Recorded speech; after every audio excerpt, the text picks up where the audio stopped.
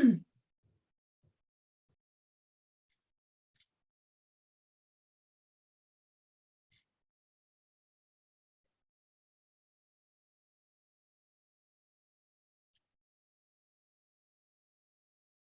right, can everyone hear me and can we get started? All right, excellent. Well, I'd like to thank everyone for coming this morning to learn about the National Zoning Atlas. But before we get started with our presentation today, I'd like to hit a couple of housekeeping points. One, I'd like everyone to know that we are planning some planner coffee chats. So those will be starting up soon. The first one is Friday, January 27th at 8 a.m. at the Panera located at the corner of Clayton and Big Bend Road. So that's an opportunity to get together with professionals here in the field and sort of share ideas. Additionally, another housekeeping item, many of you may be receiving emails from our treasurer, that is Rachel Witt, as our sponsorship drive begins for 2023. And we rely on the support of our sponsors to provide excellent educational opportunities such as those as we're having today. Additionally, I want to plug the February luncheon, which is going to be an in-person workshop that is a follow-up to today's presentation. So that is it's almost like a two-parter. This is the sort of the learning piece, and then there's an in-person workshop piece. And information on that will be in the weekly blasts as well.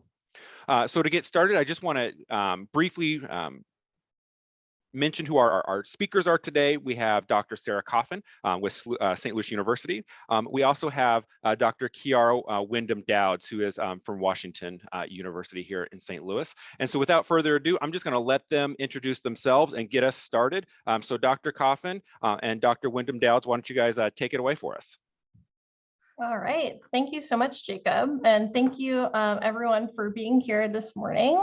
I hope that despite the dreary weather, which is making me very much want to take a nap, that we can generate some enthusiasm about zoning and about the potential to create a Missouri zoning atlas. So I know that all, if not most of you know Sarah, but you might be sitting there wondering, who the heck is this? So I wanted to take a minute before we got started and introduce myself. As Jacob said, I'm Kiara Wyndham Dowds. I use they, them pronouns, and I'm an assistant professor of sociology at WashU. So, you heard that right. I'm not a planner, but I come to the study of zoning through sort of a social scientific research perspective. And I'm really excited to be here with you all and to get to know you. I'm a new proud member of the APA in this local section. So I'm excited to hopefully get to meet some of you next month at the first in-person luncheon. And just to give you a little bit more background about myself, as I said, I'm a sociologist, and my research in general focuses on the sociology of the suburbs. So I focus on race and place and really trying to understand what racial inequality looks like in American suburbs, sort of what are the mechanisms behind things like racial segregation and the unequal distribution of resources. And so I came to zoning sort of through that research. I am finishing a book right now that is a study of one of the most racially diverse suburbs in the country, which is the suburb of Houston.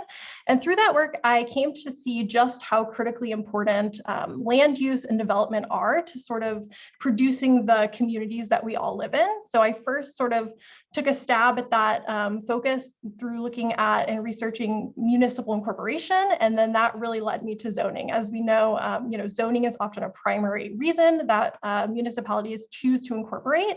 And so I'm excited to be doing this work, and I'm excited to get to know all of you and get your input for this project.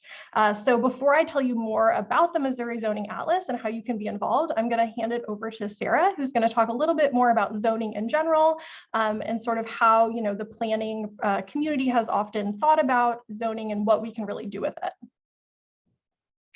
Thank you, Kiara. I recognize that most, if not all of you are very familiar with zoning. You administer your zoning code on a regular basis. So I'm not going to spend time taking you back to planning school. But for those of you who don't know me, I am Sarah Coffin. I am a professor of planning at St. Louis University. Most recently, I was the director of our now soon to be closed Master of Science in Planning and Development. but I'm still at the university managing a certificate in planning and development. So I'm still very involved in the planning context, and also on the board of the section. So what I want to do today is give you a little bit of background. There we go. On the project, on just kind of overview, get us all on the same page with how we're thinking about zoning from the Zoning Atlas project, and where most of you reside right now when you're working on your daily projects and zoning review and all of that. And so we want to talk about how current zoning strategies fit into future planning practice. And so that linkage and connection between the comprehensive plan and zoning, and really kind of getting into why you should care about what your neighbors think, because that's one of the main goals of the Zoning Atlas, is to create a map so that we understand what our neighbors are doing and how what we're doing fits in with them, and in a way to think about future planning practice as a more cohesive and blurred lines kind of activity. And so in this way, then you can start thinking about how you might want to sync zoning strategies with your neighbors. And so how what you do in your community either is compatible with or potentially incompatible with what's happening on the borders of your neighbor's community. And so these are and then we're also going to end with the goals of the National Zoning Atlas and how you all can participate in the project. So the why and how of zoning, how we've always done it. As I said, you all know that, probably do this in your sleep, but just kind of to get us back to that, to go back to planning school. And so we all know that there's this strong relationship between zoning and the comprehensive plan. That, we go into this, where do we want our residential communities, residential land uses to occur? Where should our commercial districts be developed? And where should we place industrial, institutional, agricultural uses? And all of this is based on a comprehensive planning activity where you're engaging with your community, hopefully, and those members of your community that are active in participating in these kinds of things. I know that anything that doesn't involve controversy is harder to get people to come to the meetings. I get that, but you also know that, and we talk a lot about how the plan informs the intensity of use. And so the plan is the central focus here. When we talk about intensity of uses, we talk about the mix of uses, and we talk about how flexible we want to be in how those uses interact and engage. And so that's the comprehensive plan and how it informs zoning. Zoning, on the other hand, I mean, let's be clear. I know we want the developers to consult your comprehensive plan whenever they're thinking about a project in your community, but in the reality, the zoning is what serves as a guide for developers, because that is the legislative guide. That is the legal guide for what the developer can do. So the developers look to zoning first. The good developers also look to the comprehensive plan. But the zoning then, that's why zoning is needs to continue to be connected to the comprehensive plan, because the zoning for the developer tells them what can get built where, how they can use the site, and hopefully potentially address incompatibility uses, the use incompatibility, how you deal with incompatible uses, whether it's non-conforming use, conditional use, or the developer seeks to rezone. The goal, though, is to get the developer to connect zoning to the comprehensive plan. And so with that, then you have to think about how often do you update your zoning code, and how does it follow the comprehensive planning process? Do you only update the zoning code when there's a request for a change, or after the whole comprehensive planning process is done, or do your updates follow the comprehensive planning process right after you've had your engagements in your approval process? And so how you manage your incompatible uses becomes a part of the comprehensive plan as well. It's not just a matter of when the developer comes to you and says, oh, this particular project or property is zoned for residential, I want to build a shopping mall. And and then that is where we start thinking about, oh, there's going to be some incompatible uses. How do we manage that? So we think of zoning then as an implementation strategy when it's connected with the comprehensive plan, because as I said, the comprehensive plan outlines these broad planning goals, And then ultimately we'll let the developers know the direction the community wants to go. And so then when the developer has a project, it's a project that fits within the community's community conversation. And so there's more likelihood for more acceptance of the project and less likelihood for conflict, although conflict is inherent in all development processes. But it also is important for residents and business owners to know how their real estate investments will be protected, and likewise with renters and leaseholders, how their level of investment will be protected. But then also for the local government, it's the tool that we use. Comprehensive plan is now the tool that we use that documents how the goals will be achieved. And so the comprehensive plan provides the roadmap, and then the zoning becomes the implementation strategy. So this is why zoning updates are so important, to be connected to the comp plan as it's happening, because then you have your implementation strategies updated as well. And by doing this, then you are increasing your buy-in from elected officials, from residents, from business owners, and helping to steer you away from that. What we all know is a fallback when you don't have current comp plans, you don't have current zoning codes. The fallback becomes a transactional relationship with the developer. So the developer comes in with a project, and you figure out how to make their project fit within your zoning code rather than the other way around. Getting the developer to realize that there's this whole planning process and strategy that went into creating the zoning code in the first place. And the zoning code is just an implementation of that. And so the developer then knows that this is how they fit in, rather than they're making the community fit with their with their plan, with their project. And so this way it engages a more grounded community visioning process with the implementation strategy. And so the strategy then becomes, so you have someone who might be protesting a particular project, and when you can come back and say, but this is a part of the process that you were involved in, and so this actually does fit within the guidelines of the comprehensive planning strategy. And so then and further, and I think most importantly, it grounds your planning strategies in a legally defensible activity. And so as we all know, that zoning needs to be connected to a land use plan in order for it to be considered legitimate and legal. This way you connect further not only your zoning, but your planning strategies as a legally defensible activity, because you're connecting the comp plan in a consistent way with your zoning updates. And so there's various different goals that we use.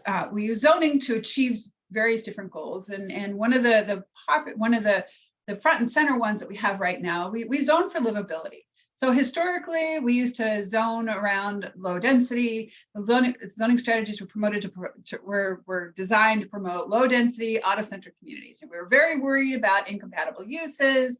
And so we created these separation of uses so that, housing is in one particular area. We want to make sure housing is protected from industrial. So you have bridge types of zone, a moderated intensity of use to connect all these different potentially incompatible uses. But often these separation of uses, known as Euclidean zoning, often and a nod toward the Supreme Court case in the late 20s that just determined that zoning was a legal activity that communities could engage in, that became a one-size-fits-all strategy. And so the separation of uses and zoning strategy is something that we see implemented across the country. And so you can look at the zoning map for Clayton and swap that out, Clayton, Missouri, for our Clayton, Ohio. And there's really not a whole lot of, you can understand it. And while on some levels that's nice, but on other levels, it doesn't necessarily fit into the context of the community. And so when you use zoning to promote livability, then you instead focus on activities rather than uses. And so you focus on the needs of bicyclists and pedestrians, or you focus on the needs of transit users. And so the focus then becomes on the service versus the use. So you're not so concerned about where does residential need. You start thinking about how are people using these different spaces? How do we want people to use different spaces? And so then it becomes a relationship between the buildings and the street, the buildings and the people, etc. So we also can zone for sustainability. And those of you who've ever taken environmental planning class and used the textbook by John Randolph will recognize this conflict prism. This is the land use conflict prism, but it's a really nice illustration to think about how we can zone for sustainability, recognizing that conflict is inherent in the land using and development process. And so this is how we can use the comprehensive plan to address these conflicts. And so we have the livability versus equity conflicts. These are gentrification conflicts, conflicts with green cities. And by that, we mean any efforts to try to green up your community to address, to maybe add in, require electric vehicle charging stations in certain areas where there's certain levels of density, or shopping, or wherever you have a lot of car use where there might be increased need for electric vehicle charging stations, as an example. Or how do we zone for wind turbines or solar or et cetera? How do you, and you can use zoning to incent rather than require certain things to happen.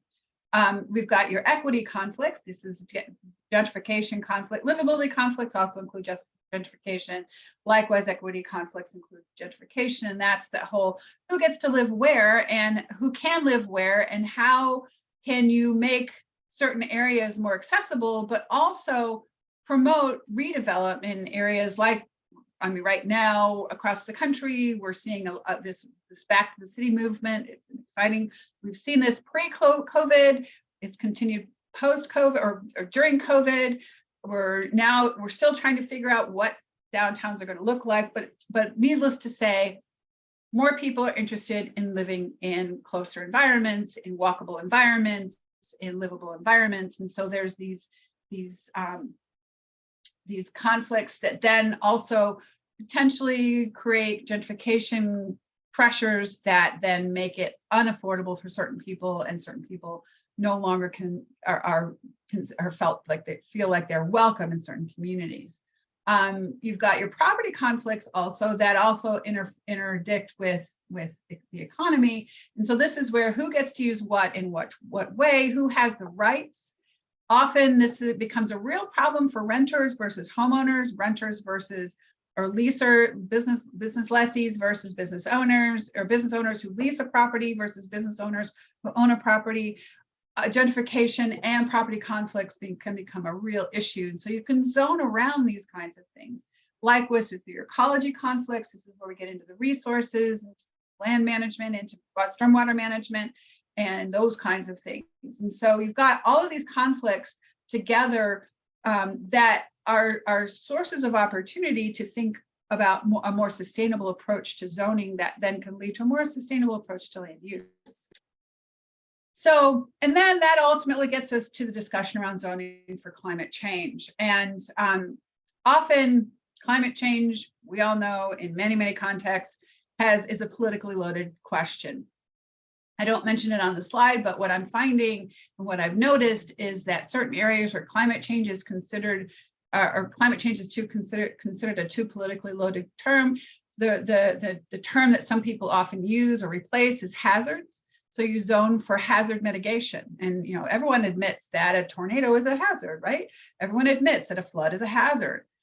Whether we can attribute that to tornado or flood to climate change is irrelevant when you frame it in the context of a hazard. And so you can zone for climate change, for hazards, by creating designated protection and growth areas. And so this is kind of using tools like transfer development rights to make sure that areas that are more prone to certain kinds of hazards, you have lower development levels, and then areas that you think are more resilient to different climate hazards can obviously receive more development. So then you're also connecting development to renewable energy strategies. And again, talking about the EV charging stations as a part of your zoning code can be one of the things you can start thinking about when you're zoning for climate. Also increase stormwater management strategies through the zoning code. Instead of just relying on MSD to force these kinds of things, and MSD was forced to do it themselves by a consent decree, think about other ways that you can incorporate on-site stormwater management practices through your zoning code, to rather than use the stick, what kinds of other carrots can you offer? And then mapping and zoning for hotspots. And I mean hotspots literally, as in heat island hotspots. And so this is where you might want to incent tree planting as a part of the development process. Yes, it greens your community, makes it look nicer, but it also makes your community healthier. One, it cleans the air, but two, it also helps reduces the indoor heat temperature if you're building in an area that has more trees that provide more shade. It's a healthier environment for people who live there. So and then along those same lines, you start aligning your land use practices with water management, with all other kinds of climate sensitive development practices. And so some other ways that you do this, that you might want to think about doing this, is incenting clustered, well-connected development through your zoning code. I know there are strategies already in place, but thinking about it through the context of climate. And then integrating open space as a climate cooling strategy into your zoning code. And so I mentioned this, and I talk about how you're putting all of this effort into realigning your zoning code with your community's needs, but also with the needs of climate, with the needs with the desires of livability. So we talk a lot now in planning about zoning, about resilience. And so we're essentially zoning for resilience, and that's good and all, but what about your neighbors? So if you're doing everything right, but your neighbors, they don't have the capacity to do the kind of level of planning that you're doing. And so this becomes, and it's not to say that the zoning atlas is going to be the answer, but it can help you understand along the edges what's happening. And so how would you zone if you knew what your neighbors were doing? How would you zone with regional goals in mind? And so with that, I'm going to turn it over to Kara, who will tell you more about the zoning atlas and how you all can get involved. Thank you so much, Sarah, for that fantastic overview. Okay, so we've been mentioning this atlas, and now I actually want to tell you about what it is and give you a little bit more of a concrete idea of what it could look like. So the Missouri Zoning Atlas is, to be clear, in its very early stages. We don't have any kind of atlas to show you yet, but the reason that we're here at this early stage is to get input from you. So what I'm going to do is provide you a bit of an overview of the project, show you how the atlas could work and what it entails, and discuss how you could get involved.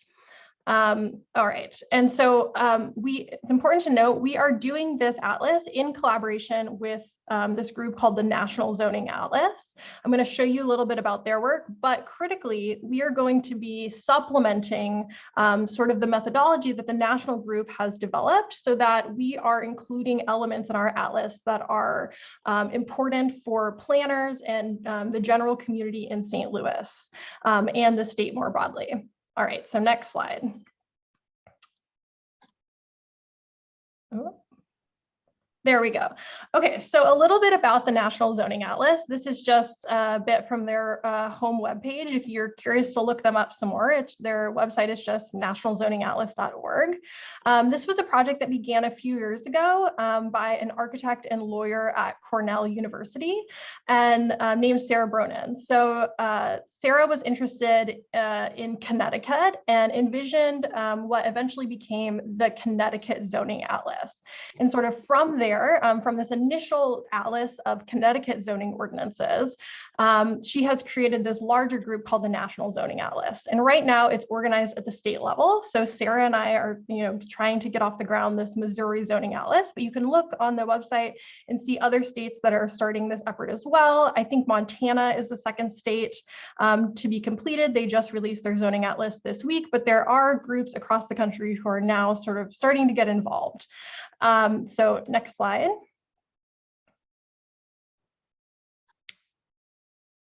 Thank you. All right, so here I have just screen grabbed a portion of the Connecticut Zoning Atlas just to give us a concrete sort of idea of what a Missouri Zoning Atlas could look like. And so I want to be clear here, what you see here is the baseline for what we're going on. So they developed their atlas, obviously with the needs and sort of specificities of Connecticut in mind.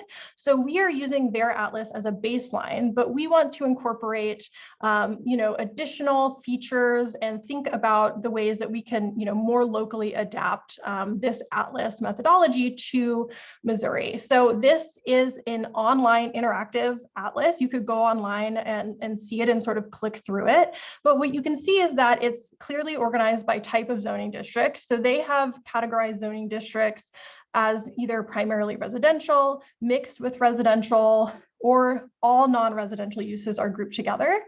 And then you can see here that there are also additional categories specific to residential uses. Our one family housing allowed all the way up to 4+. They have a special focus on accessory dwelling units. Are those permitted in districts? And then their map also allows a number of overlays that could be really important, right? So waterways, here I have turned on in green, federal, state, and public lands. But these are the kinds of things that we could produce for the map, for the atlas. Next slide, Sarah. And then what's really cool about making an atlas as an online interactive tool is that you can allow people to click in and look at different features of zoning. So here I've clicked in on West Hartford, and you can see here that, primarily West Hartford is zoned for primarily residential use, though there is non-residential zones in the Central Business District and the Southeast corner. And then another feature that you can also add is looking at demographics. So if you see at the top here, they've included, the total acres of this municipality, 100% of it is zoned, we can see, and then they've also added demographic features. So the household income, what percent of the community is BIPOC or Black, Indigenous, or other people of color, and then additionally, what percent of that population is cost burdened. So that could be something that, those are things that we will also include, but if there are other, demographic factors that you're curious to look at, we would love to hear that as well. Next slide, Sarah. And then, the other great feature about it being interactive is that you can look at very particular aspects of zoning. So here I've clicked to show only where, where residential uses with 4 or more units are allowed. And you can further specify, are they allowed as of right or only after a public hearing? And you can even further specify whether there are minimum lot size requirements for these areas. And so, this is a really great feature, especially if you're thinking about issues of affordability. That was one of the main focuses of the Connecticut Atlas. That's something that we're really interested in. It could be especially useful in this area. In 2021, 29% of residents in both St. Louis City and County had housing cost burdens, which means that they spent 30% or more of their monthly income on housing. This rate is higher among renters. It's 44% of people who rent, and then it's also racially unequal. So in 2021, 23% of white St. Louis City and County residents were housing cost burdened, as opposed to 44% of Black households. So this could be, a really useful feature if we're thinking about affordability, which is one of our focuses. But zoning is about a lot more than housing. And zoning is not just about, where is housing allowed. So for things like sustainability, walkability, climate change, we may want to know more about districts that are not zoned primarily for residential uses. Next slide. Yes, so going back to this initial landscape, we can see, right, that the categories that they created were primarily residential, mixed with residential, and then non-residential. So, we are really interested in teasing apart non-residential into other uses. So we can think about, industrial areas versus central business districts and things like that. So that is a problem that we've identified. I'm sure you might be thinking of other things that you would like to see. But before we sort of get to talking about, things that we would want to amend, I want to show you all that is actually in their sort of coding scheme. So we can talk about specifics and then sort of zoom back out to talk about what we want to do specifically for Missouri. So next slide. Okay, so if we were to implement their atlas as it was right now, if we were to just replicate it and make the Missouri zoning atlas based on what they did in Connecticut, these are the things that we would include. So as I've already said, this type of zoning district and the categories that they've created, we would have that. It flags whether or not a district is flagged for affordable housing, also flagged for elderly housing. And then they also code for details on principal uses. So whether it's 1 family, 2 family, 3 or 4+ family, as well as accessory dwelling units.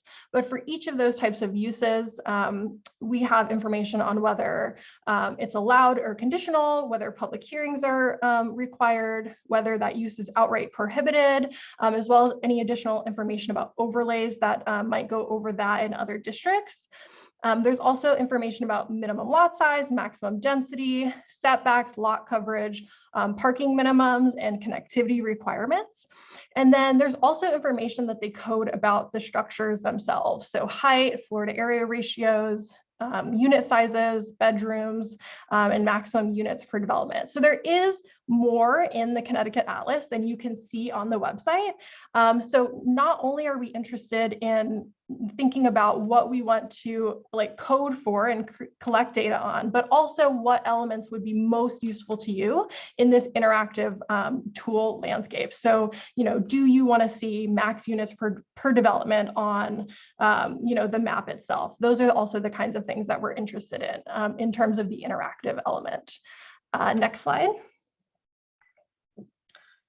Okay, so just to give an example, right, of the problems that we would have if we just implemented what the National Zoning Atlas group is sort of advocating for. This is just a snippet of the city of St. Louis's zoning map. And if we were to sort of translate that into the atlas, right now the central business district, commercial districts, and industrial districts would all be the same color on the map. We wouldn't be able to distinguish them. And if we're especially looking regionally, right, and we're wanting to think about the region as a whole and say we wanted to know, where are industrial uses allowed? That's something that we want to incorporate and include. So that's something that we're currently thinking through. And that's especially, important if we're thinking about things like health, pollution, connection to economic opportunity, right? Being next to a business district is very different than perhaps being next to an industrial use area, and also very different if we're thinking about things like walkability, bikeability, things like that. All right, next slide. Okay, so now here is where we want your input. So we are very curious to hear your thoughts on what you'd want to see added to the Missouri Zoning Atlas. What kinds of features of zoning do you think are important to include that you would want to be able to look at a statewide level? And we also are curious about what you want to know. What questions do you have about zoning in this metropolitan area or in the state as a whole, that you think that an atlas could help you understand? So, right, Sarah and I are interested in brownfield development, manufacturing, racial segregation, but what kinds of things come to your mind with your types of expertise that you have that you're really curious to learn about? We have a Google form. I'm just realizing now, I'm not sure if I'm able, I think it's been sent. This Google form is a way that you can provide feedback and ideas. It's going to be open for the next 2 months, so through February. So you can sort of noodle on it, or if you have an idea right now, feel free to fill it out. But we're really curious to talk with you and get your feedback. Next slide. Thank you. All right, so I've been talking about Missouri, but we're not actually doing all of Missouri right now. The Missouri Atlas will start with the St. Louis metropolitan area. So starting this spring, I am going to begin working with a group of students at WashU to code the St. Louis metro area, where I'm planning that the work will happen and continue into the fall. But we will be incorporating sort of your locally suggested codes to create, hopefully by the end of the at the end of the fall, what you you kind of see is the Connecticut Atlas, like the St. Louis Metro equivalent, an online interactive resource for the community, for the planning community and the community at large. But the goal is to cover the entire state. So Sarah and I are sort of getting this St. Louis effort off the ground, but we're looking for expand to other parts of the state. So we're looking for partners and leaders who can sort of take responsibility for other parts of the state to do this methodology and to sort of create the atlas for those areas. So just to sort of give you a little bit of an overview of what that would entail, doing an atlas for a specific area would require training. With this methodology, the national group has created a lot of tools and a lot of materials to be helpful. And then Sarah and I will work on creating materials for sort of the St. Louis or Missouri specific parts of the atlas. But to be transparent up front, this is an incredibly time-intensive activity. So, it's not something probably that like one person could do. It will require a team.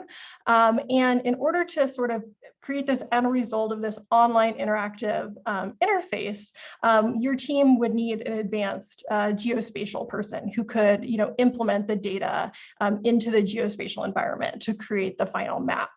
But if you're interested in taking on a part of the state, please chat with us. We're very excited to see this project sort of expand and eventually cover all of Missouri. All right, next slide.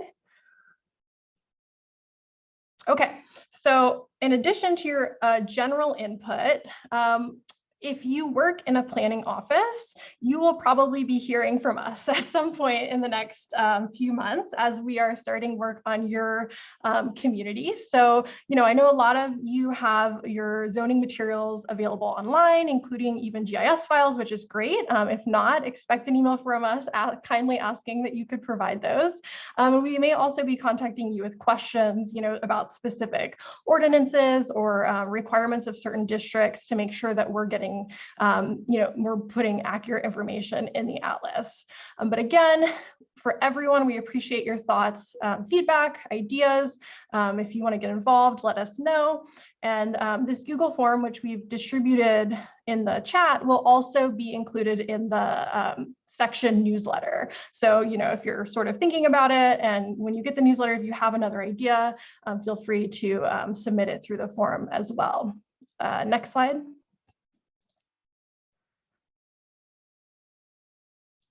Awesome. And finally, this is only the first of 2 luncheons for the group focused on zoning. So next month at the first, what I'm told will be the first in-person luncheon for the section since COVID occurred, which is very exciting.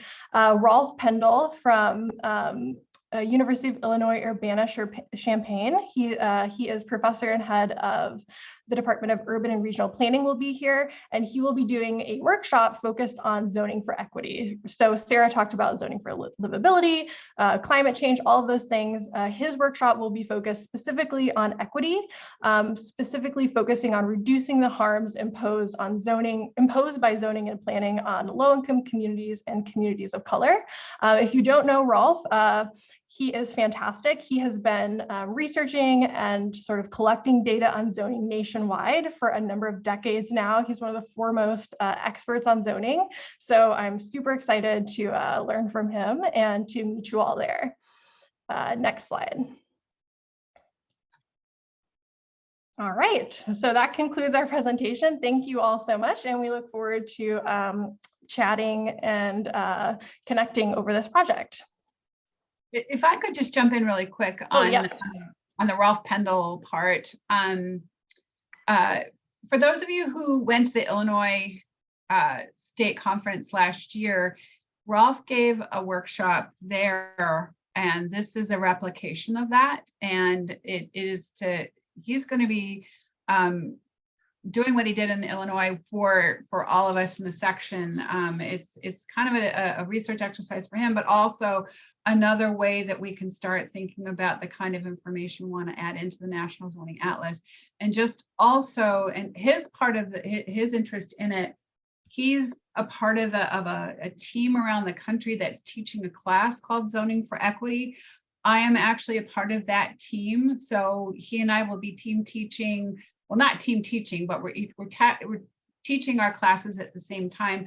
I will be teaching an undergraduate class in sustainability and planning in the fall, and there are 3 others that I know of now, other instructors around the country, one from Arizona, one from Texas, and one in Florida, who will also be teaching. And so we're going to be getting together and trying to teach parallel information. We're trying to figure out how to get all of our classes to meet at some point virtually, so we can get the students to start thinking about how we think about land use and as it from the equity perspective in zoning. So just wanted to put that plug in there too.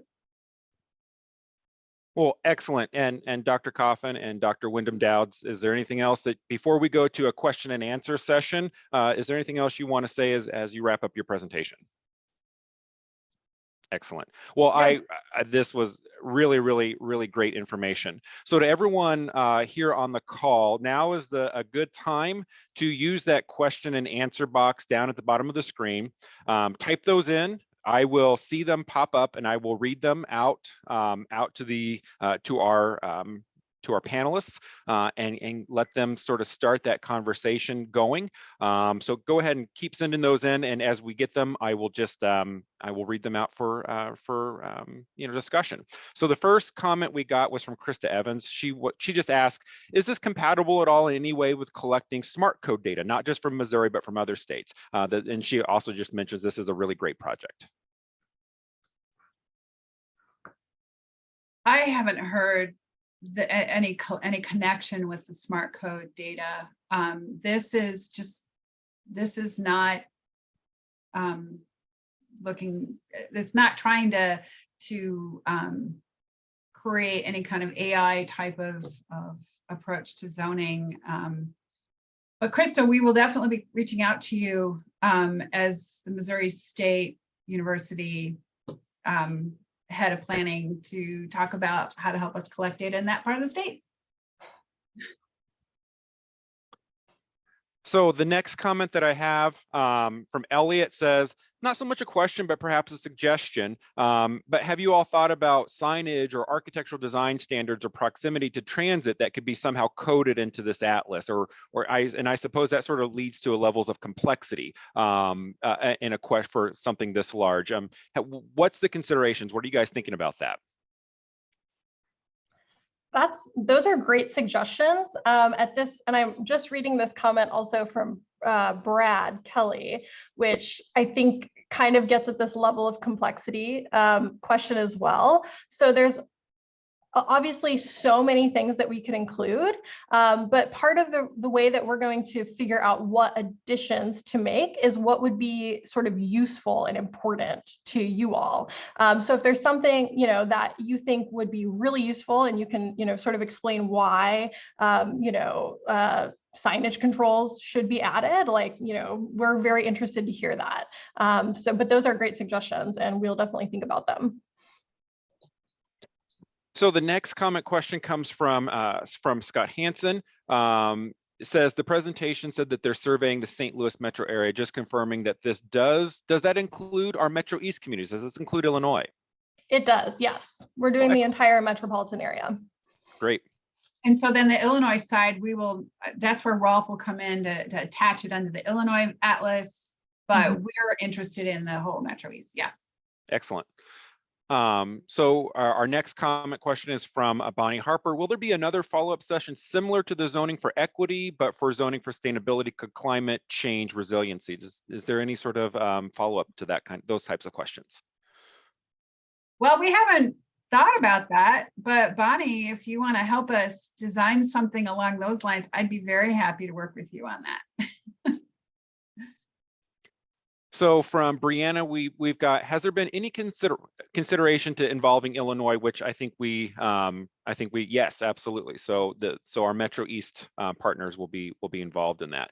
An anonymous question we've got, I will skip that one. And then another one we've got, are you looking for what data layer should be part of your overlay data sets? The examples from Connecticut were waterways and public lands. What would other data layers be useful, such as ecological significance, floodplains, and certain types of ordinances like whether native plants are allowed or not allowed for lawns, et cetera, which I think ties back into that complexity types of questions. Yeah, those are great. That's a great question. And these are great ideas, especially, things like floodplains, I think obviously make a lot of sense. But then, I'm also, as a native gardener myself, I'm now interested in the native plants ordinances. So yeah, those are definitely things to think about. And again, if these are things that people are very interested in and, would sort of use in a specific way, those are the kinds of things that we want to know so that, when we're weighing what things to include, we know, okay, there's clear use for including X overlay or X feature to make sure it would be useful for someone. Yeah, I think along those lines with native plantings versus noxious weed ordinances, I know there's been a lot of research happening at SLU and WashU around ways to incorporate landscaping into zoning that promotes more pollinator diversity. So something else we can add in. Those are really interesting suggestions. I know, for my jurisdiction, we have a noxious weed ordinance. We don't have a native planting ordinance, and that's something that I've definitely been interested in. And also, if I can add on that front,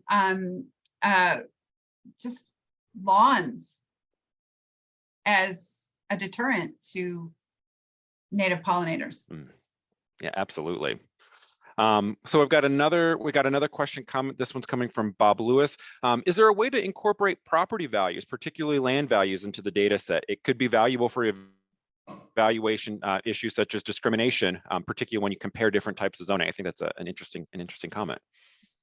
Yes, property values, I've definitely thought about and is, on my list of things to include. I hadn't thought about land values, but that's also a great suggestion. We're going to be incorporating, a census and other sort of demographic data sets into the atlas so that, it will be not just, sort of the three things that are on the Connecticut atlas, but sort of a number of other characteristics of both the community, the people that live in the community, but also of, the land and properties as well. Great suggestion. So I've got another idea from one of our attendees. Question being, would parcel data be available on the map, either as an overlay or perhaps an individual feature? And he points out that St. Louis County, and we have a parcel viewer that is publicly available. That I would one of the things that when you do call St. Louis County, that would have been one of the things I would have pointed you to. Because that could be a good base. We have all the parcels in St. Louis County publicly available. So just wondering how that could overplay or play with each other. I can jump in here. That's something we can do for the counties that make parcel data available at that level. Not all of them do, as we all know. I'm also on the steering committee for the Regional Data Alliance, and this is a topic that we've talked about for many, many, many years.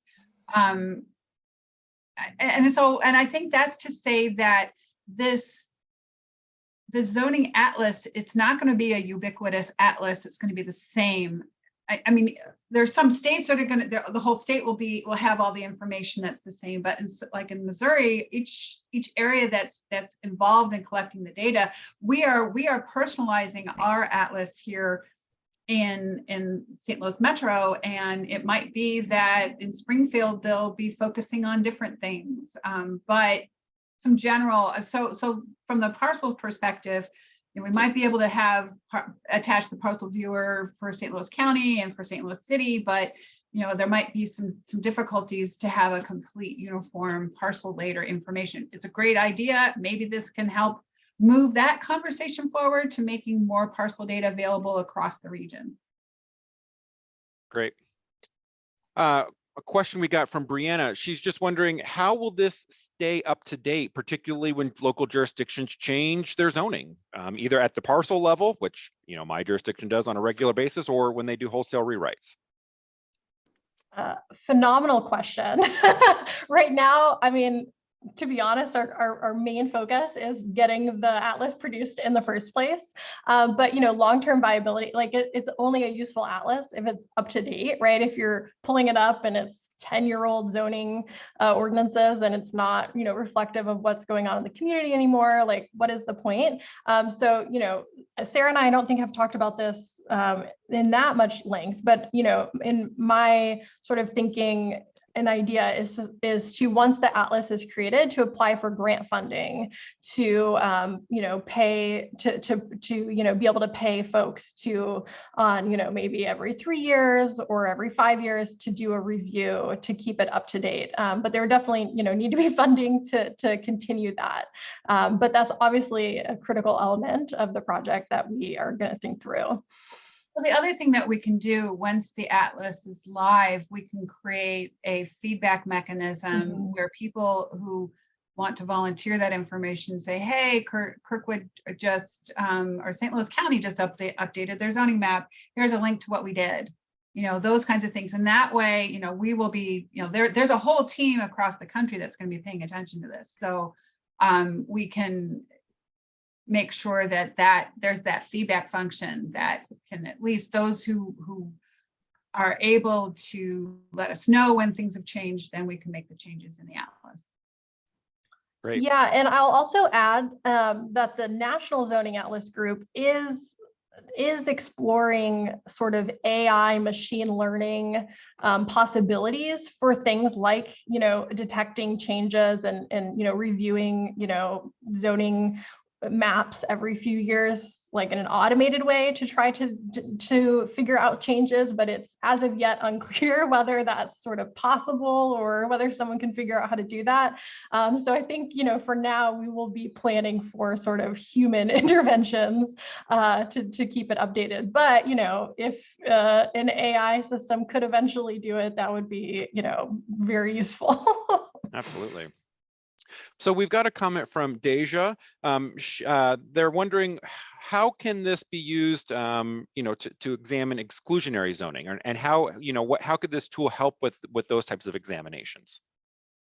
Yeah, so that's an excellent question. That was, to be honest, my sort of main sort of motivation for starting to think about this project.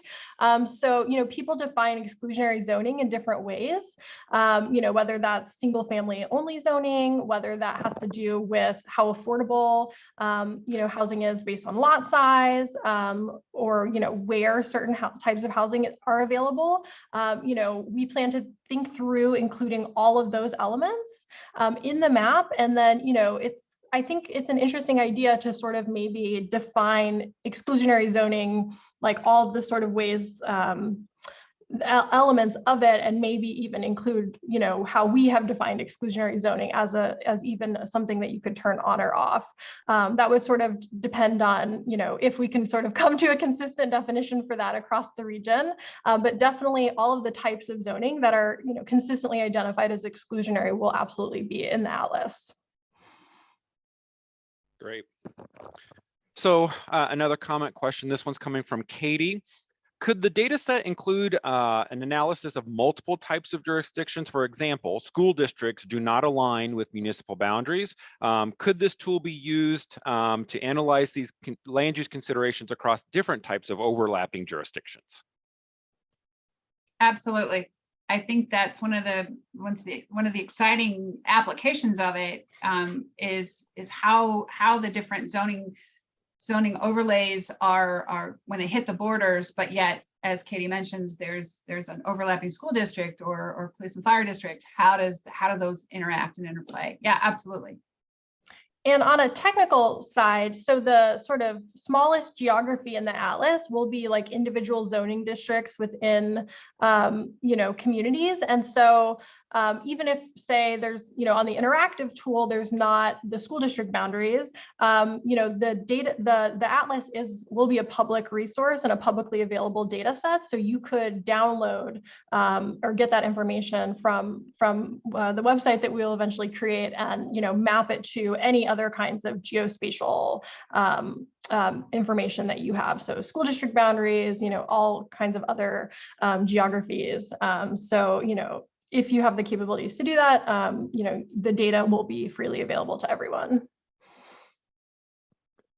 So the next comment question we have is from Jacob. Has it been considered to separate conservation districts at all? Conservation would fall under non-residential districts in the National Zoning Atlas. Has that been looked at all? It's something we can do. Yeah. Yep. That's data we can add. So Stephen has a comment, and he says, I recommend looking at the Southern California Association of Government Regional Data Platform. He said they presented at the National APA, very complex, intensive process, and they actually developed some ways for future updates. So I, speaking on behalf of everyone, Stephen, I think that's thanks for the good resource to perhaps for them to look at. So we had a comment from Earl. In Illinois, there's a history of mining, which mapping might be helpful to mitigate hazards. So is there any has there been an idea about how this could help with hazard mitigation, or how this could interplay with local jurisdictions and really regionally, how to look and think about those kinds of questions of hazard mitigation? That kind of gets to our, what Kiara and I have been talking about, adding to what is in what the National Atlas is collecting. We want to add to it, and I think mitigation hazards are certainly something we need to add to the Atlas in St. Louis. We can add flooding hazards.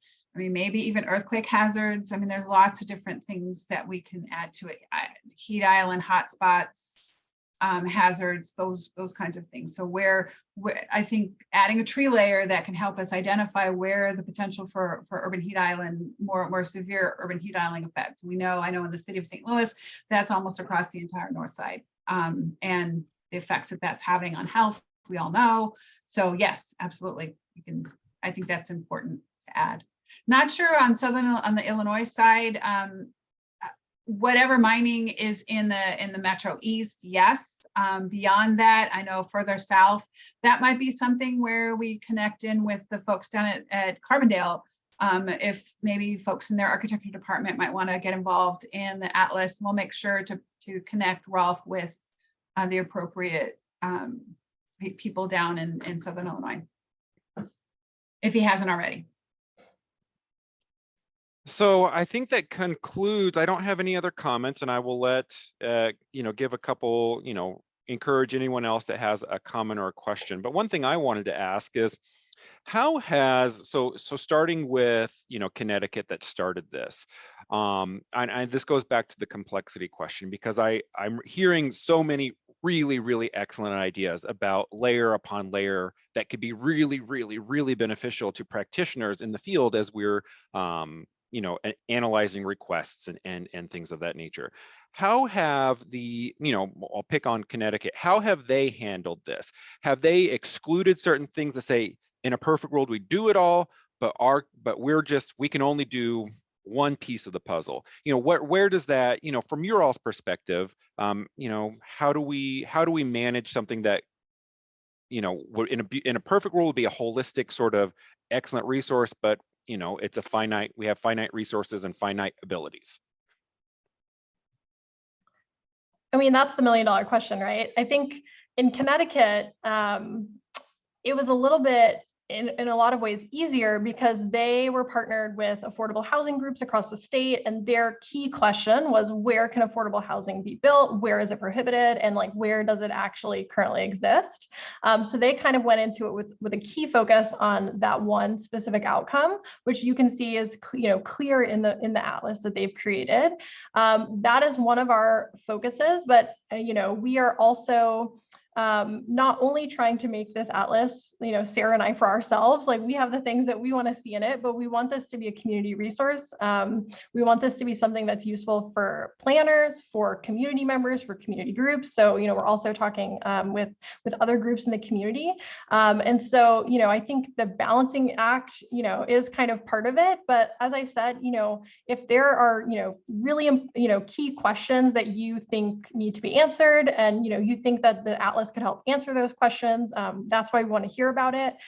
It will be balanced with, the availability of the data to add and sort of time constraints. But, overall, we want this to be a resource that is available for everyone and is, helpful to as many people as possible. So while you were answering that, I think we got one final suggestion, and it's more of a suggestion. Two more ideas for useful layers. Is there, the thought about using some sort of local, state, or national historic districts and buildings overlay, and the addition of aerial mapping, particularly historical aerials, so that you could visually see how the landscape has changed over time. And the Elliott points back again to St. Louis County's maps, which do have those historic aerials. And I believe they're county-wide going back to the 1930s at different intervals. So you can really see the sort of growth of our region. So that's another comment from the group out there. If I could jump in, all of you are been giving us some fantastic ideas and comments and suggestions. If you could also add those to the Google form. Jacob, will we be able to capture this chat? I hope so. I will make sure with Christy that because I can see them all here. I think they should be able to be captured and kept. Okay. So and send those to you for your okay. Thank you. offline sort of consideration. Excellent. And So open up that Google form, keep it open in your browser, but also if you close it by accident, there'll be a link in the upcoming newsletters. Great. So with that, again, I will plug, make sure everyone get your comments into that Google form, because that will be the primary way that these written comments can get back to our panelists. And so with that, I don't see anything else of particular note here in our Q&A session. But before we do close out, I do want to let everyone know that the CM credits for this are not yet posted. We'll put a link in the weekly news blast when we do have the CM credits for that, but don't worry, CM credits for this will be coming available. They're just not available yet. Christy, was there any other housekeeping items that we need to take care of before we thank Sarah and Kiara for their time and their expertise today? No, I think you've pretty much covered everything. The only thing I would add is that registration for the February luncheon that we have on the screen right now, the link will be in Friday's newsletter. So keep an eye out for that. Excellent. And bringing up registration, even though it's not the SLMS that's putting it on, but I did note that national conference registration did open up today. So just so everyone here on the call, if that's something that you all doing, that has finally opened up, because I've been waiting for that to open up. So with that, Sarah, Kiara, thank you so much. This was fascinating. And I really, really look forward to, I'm assuming I'll get a call, or someone from my office at some point may get a call from y'all. I look forward to it. I look forward to the discussion, and I look forward to someday seeing the output of your efforts. So thank you, everybody. All right. Thank you so much. Absolutely. And thanks everyone for attending today. We really, really appreciate it very much. And we will see everyone one way or another soon. All right. Bye, everyone. Bye.